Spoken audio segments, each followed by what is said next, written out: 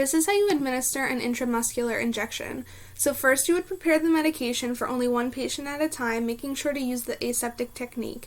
When you start to gather your medication, check the label twice against the provider's orders and make sure that the expiration date is fine.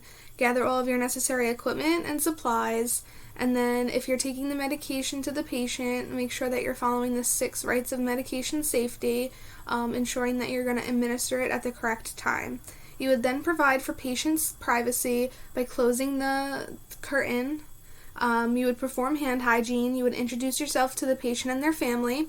You would then use 2 patient identifiers to identify the patient, make sure you have the correct patient.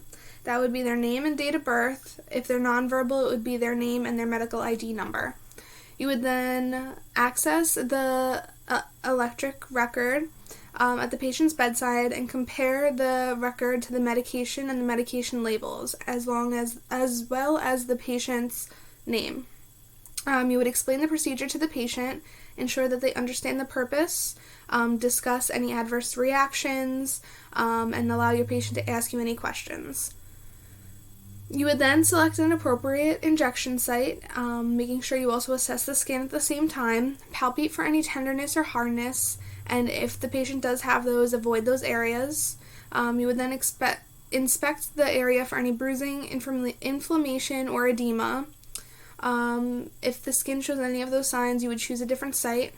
You would then help the patient into a comfortable position. You would apply clean gloves using anatomic landmarks to find the site again. For a ventrogluten injection, place the heel of the hand over the greater trochanter of the patient's hip with the wrist almost perpendicular to the femur. Point the thumb toward the patient's groin, point the index finger to the anterior superior iliac spine, extend the middle finger back along the iliac crest towards the buttocks, locate the injection site in the center of the triangle, and mark the site with an unopened alcohol wipe.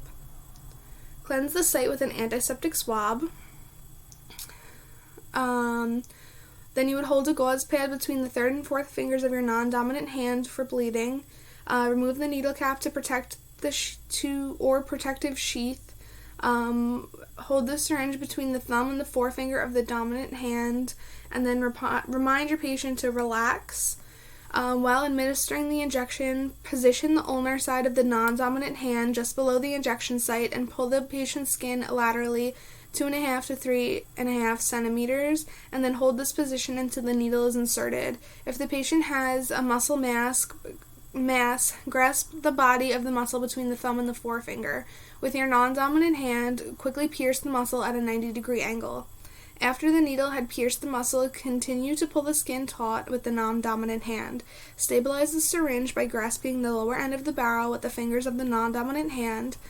And if aspiration was performed and blood appeared in the syringe, remove the needle and discard the medication. Then obtain a new syringe and try again. Then you inject the medication and wait 10 seconds, and then smoothly and steadily withdraw the needle. You would then apply gentle pressure. Do not massage the site. Apply a bandage if needed. Discard the needle and the syringe in the leak-proof container.